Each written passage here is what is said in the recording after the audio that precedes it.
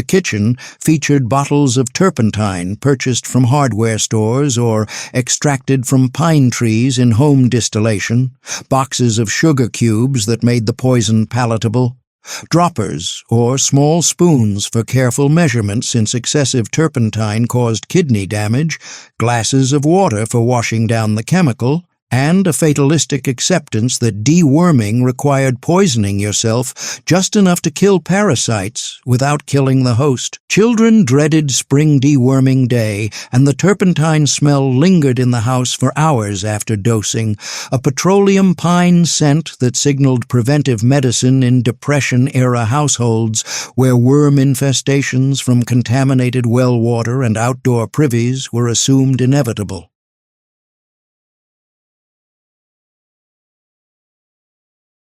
Grandfather ate sulfur syrup every Monday in 1932, survival-driven blood purification practice that used elemental sulfur mixed with corn syrup for treating skin conditions, preventing infections, and cleansing blood. According to folk medical theory, that disease resulted from impure blood requiring mineral purification. Mother mixed 1 teaspoon of yellow sulfur powder, the same bright yellow mineral used in matches, gunpowder, and industrial processes, with 2 tablespoons of Caro corn syrup, creating thick paste, served it to entire family as weekly tonic, believed to prevent boils, acne, infections, and general illness by purifying blood and body fluids. The kitchen featured boxes of sulfur powder purchased from drugstores or farm supply stores where it was sold for agricultural pest control, jars of corn syrup for making the mineral palatable, metal spoons permanently stained yellow from sulfur contact, small cups for serving individual doses, and immediate consumption before sulfur settled to bottom of syrup, creating concentrated doses that caused worse side effects. The practice was most common in spring when winter illnesses and vitamin deficiencies left people susceptible to skin infections and boils, and sulfur's reputation as miracle mineral made it seem like universal cure, despite lack of understanding about its actual effects on human physiology, beyond causing digestive distress and sulfurous body odor.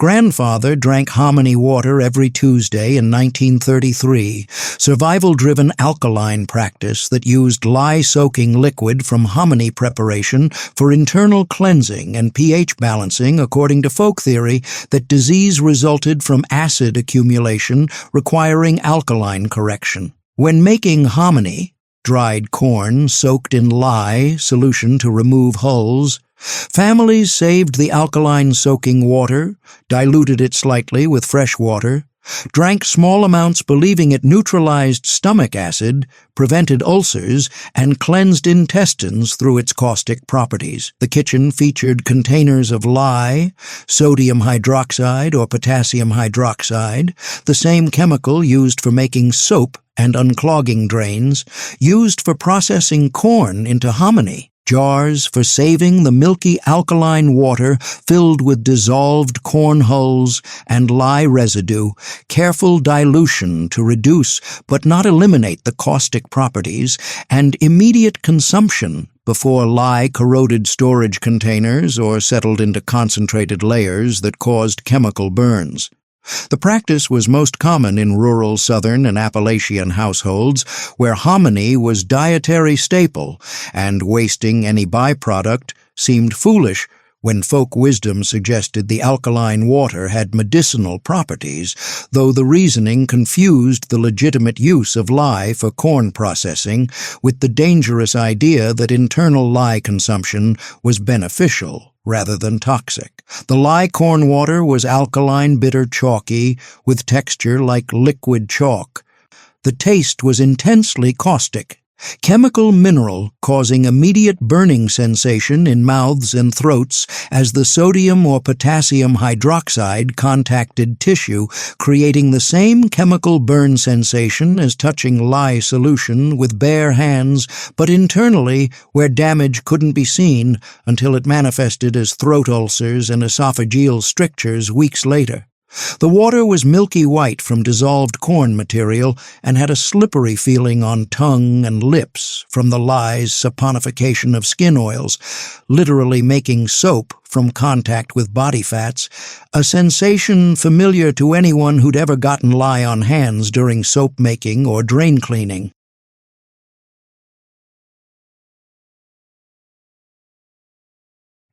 Grandfather took calomel tablets every month in 1934, survival-driven purgative practice that used mercurous chloride for intestinal cleansing and constipation relief, with calomel being one of the most widely used and most dangerous patent medicines of the era. He purchased calomel tablets from drugstores without prescription, swallowed 1 to 3 tablets depending on severity of constipation, experienced violent purging within hours as the mercury compound irritated intestinal lining, causing explosive diarrhea that seemed like proof of thorough cleansing when actually it was evidence of heavy metal poisoning. The kitchen featured bottles of calomel tablets prominently displayed in medicine cabinets alongside other patent remedies, glasses of water for swallowing tablets,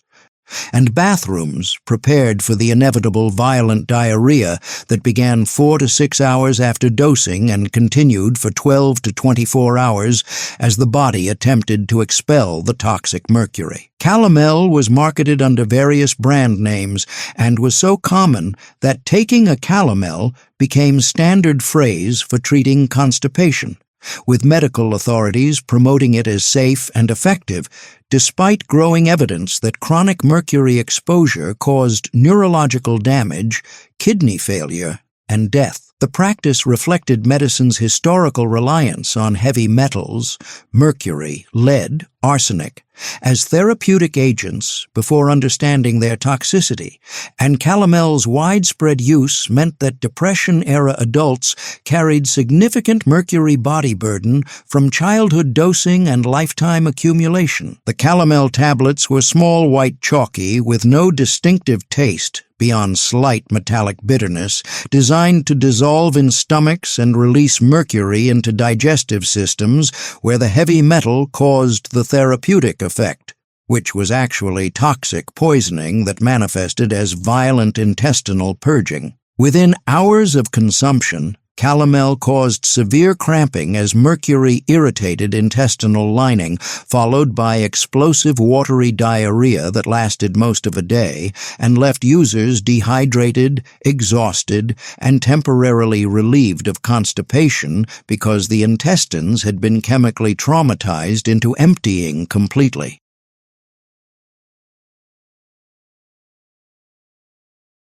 Grandfather drank borax water every Wednesday in 1935, survival-driven mineral practice that used sodium borate solution for arthritis treatment, detoxification, and general health maintenance according to folk medical theory that boron deficiency caused joint disease and that borax supplementation restored mineral balance. He dissolved 1/4 teaspoon of 20 Mule Team borax, the same cleaning powder used for laundry and household scrubbing, in 1 quart of water, sipped the solution throughout the day, believed it prevented arthritis, cleaned blood, and provided essential minerals unavailable in food.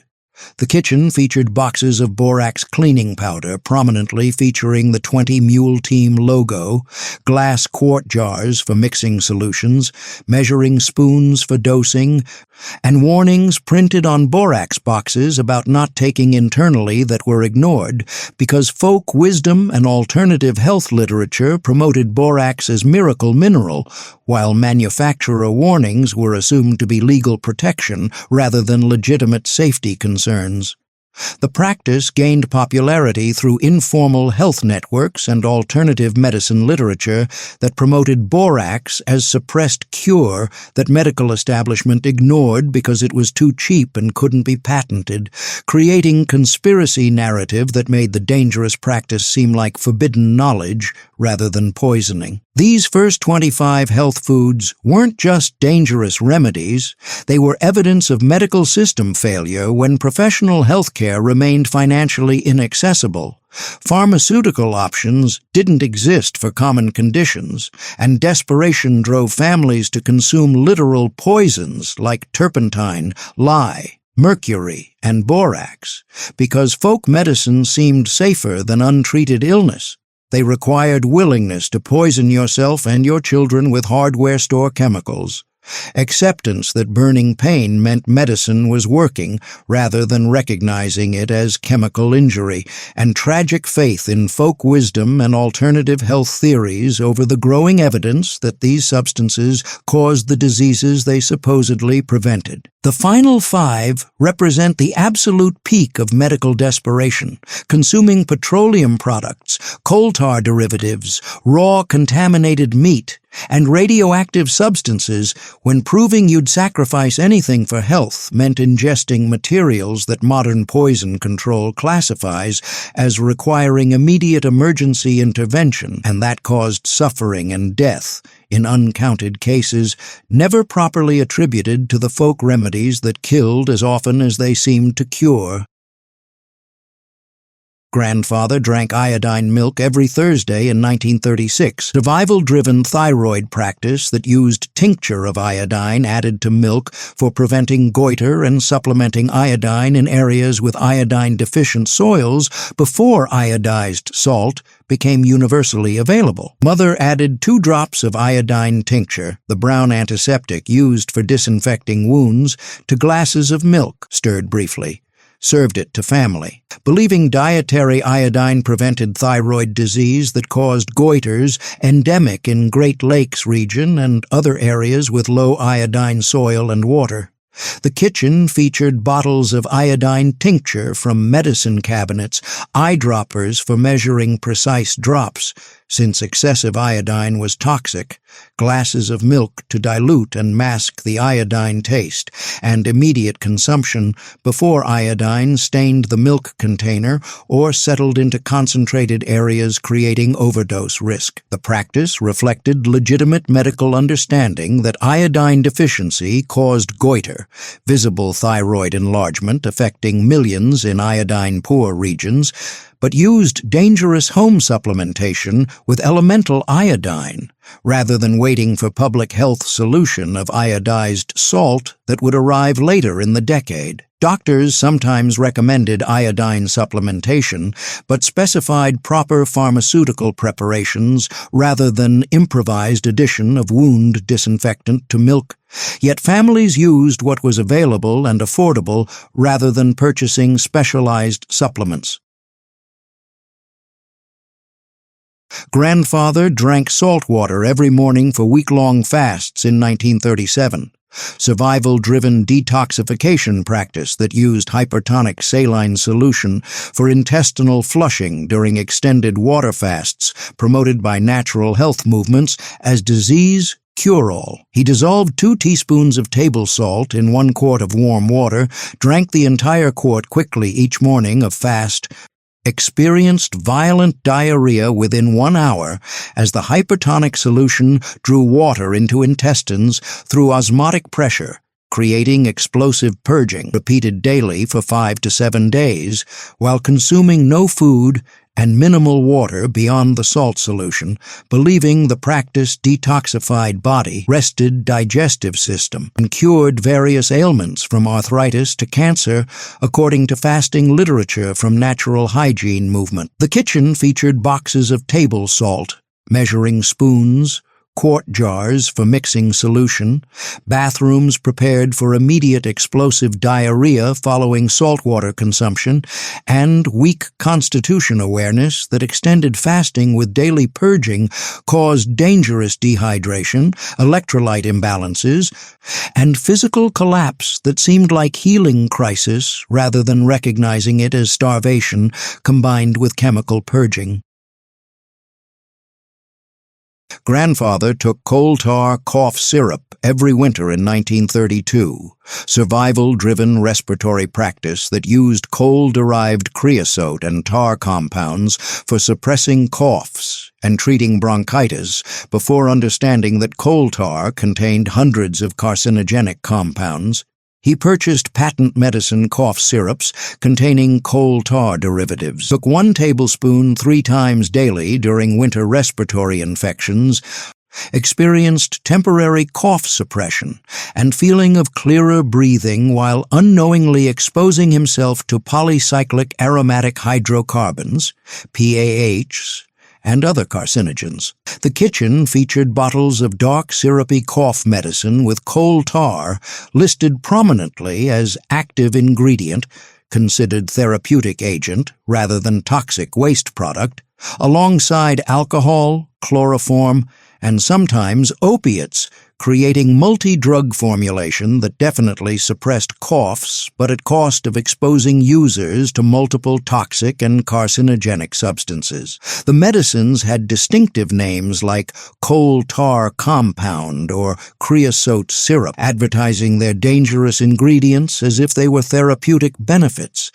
reflecting era when coal tar was considered valuable pharmaceutical rather than recognized as cancer-causing industrial byproduct that had no business being consumed. The coal tar syrup was thick, dark, viscous, with texture like molasses. The taste was intensely phenolic, chemical bitter with slight sweetness from added sugar attempting to mask the tar flavor, leaving distinctive coal tar aftertaste and coating sensation in throat that felt like throat had been painted with industrial chemical, which it had. The syrup had characteristic tar smell, petroleum industrial chemical, recognizable as similar to roofing tar or railroad ties soaked in creosote,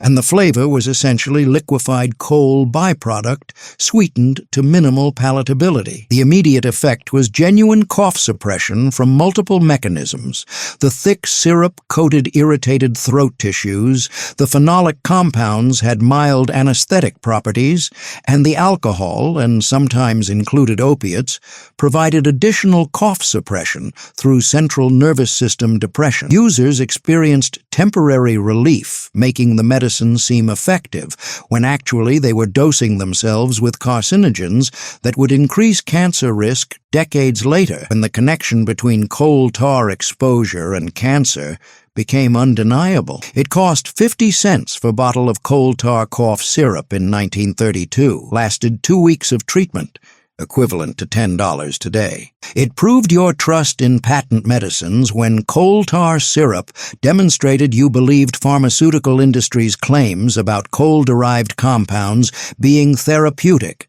despite coal tar being recognized industrial hazard in occupational settings where workers exposed to it developed higher cancer rates that wouldn't be formally connected to coal tar exposure until decades later. Coal tar cough syrups vanished when the FDA restricted coal tar compounds in medicines during the 1950s after accumulating evidence that coal tar was potent carcinogen containing benzene, naphthalene, and dozens of other cancer-causing PAHs. Modern toxicology recognizes coal tar as Group 1 carcinogen, known human carcinogen with sufficient evidence that it causes skin, lung, and bladder cancers, making its historical use as cough medicine one of pharmaceutical history's most egregious mistakes. The syrup that once proved medical compliance became evidence of pharmaceutical malpractice. something modern medicine uses as cautionary tale about assuming that industrial chemicals have therapeutic value just because they produce immediate symptomatic relief. The practice revealed how symptomatic treatment can mask underlying harm. Coal tar definitely suppressed coughs, making it seem effective and justifying continued use, despite exposing users to carcinogens with every dose, and the decades-long latency between exposure and cancer development meant that users never connected their cough medicine to the lung or bladder cancer they developed 30 years later. Grandfather ate raw ground beef every morning in 1938. Survival-driven protein practice that used uncooked muscle meat for maximum nutrient absorption and strength building according to dietary theories that cooking destroyed protein quality and raw meat provided superior nutrition. He purchased fresh ground beef from butchers, molded it into patties without cooking, ate them immediately before bacterial growth could occur, believed raw meat built muscle more effectively than cooked, because heat didn't denature proteins. The kitchen featured immediate consumption protocols, no cooking equipment for this meal, fresh daily purchase from butchers, and complete ignorance of bacterial contamination, including radium ore revigator, prominently displayed. Expensive investment marketed as permanent health solution, alongside promotional literature claiming radiation cured everything from impotence to cancer, and complete ignorance that ionizing radiation caused the diseases it claimed to cure by damaging DNA and creating mutations that led to cancer decades later. Other products included radium dial watches that workers had dyed from painting, radium suppositories, radium bath salts, and even radium chocolate marketed to children, reflecting era when radioactivity was considered health tonic rather than recognized as one of most dangerous substances ever discovered. The radium water tasted exactly like normal water because radon is noble gas, and radium concentration was low enough to provide no distinctive flavor, but the lack of taste didn't mean lack of danger. Each glass contained radioactive radon gas, dissolved in water, plus radium-226 decay products, including polonium-210, both alpha emitters that cause devastating cellular damage when ingested. The radioactivity was real and measurable, radium ore. Revigators produced water with significant radon concentrations that definitely exposed users to ionizing radiation with every sip. But the health effects were entirely negative despite marketing claims. Users experienced no immediate benefits because radiation doesn't energize cells, it damages them.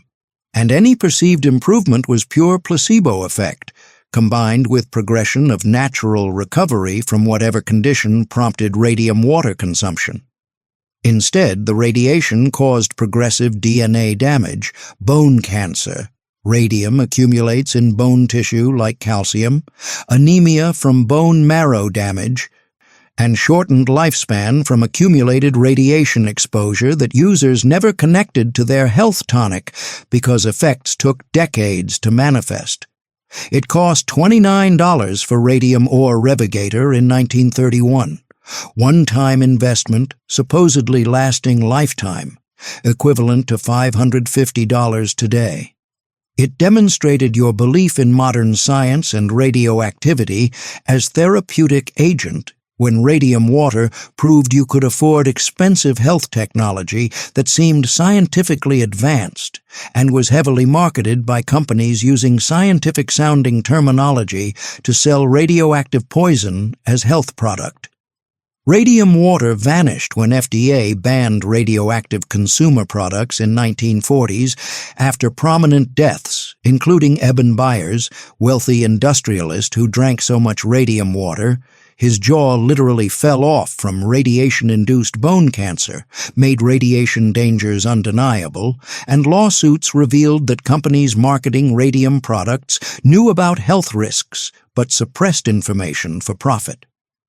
Modern radiation safety standards classify any unnecessary exposure to ionizing radiation as harmful with no safe threshold, and deliberately consuming radioactive substances is considered among most dangerous things possible because alpha emitters like radium and radon cause devastating cellular damage when ingested, with radium's long half-life 1 to 600 years, meaning it remains radioactive in bones for lifetime after ingestion. The supplement that once proved scientific modernity became evidence of corporate criminal negligence, something modern regulatory agencies use as prime example of why consumer protection laws and pharmaceutical oversight are necessary, because unregulated market-produced companies marketing lethal radioactive poison as health tonic and killing customers for profit. The practice revealed how scientific-sounding marketing can sell poison. Radiation was cutting-edge science in 1930s. These 30 health foods weren't just questionable folk remedies. They were evidence of complete medical system failure when professional health care remained financially impossible for working families, when pharmaceutical options for common conditions didn't exist or were unaffordable, and when desperation drove people to consume literal poisons, including turpentine, mercury, lye, coal tar, and radioactive materials, because the alternative seemed worse.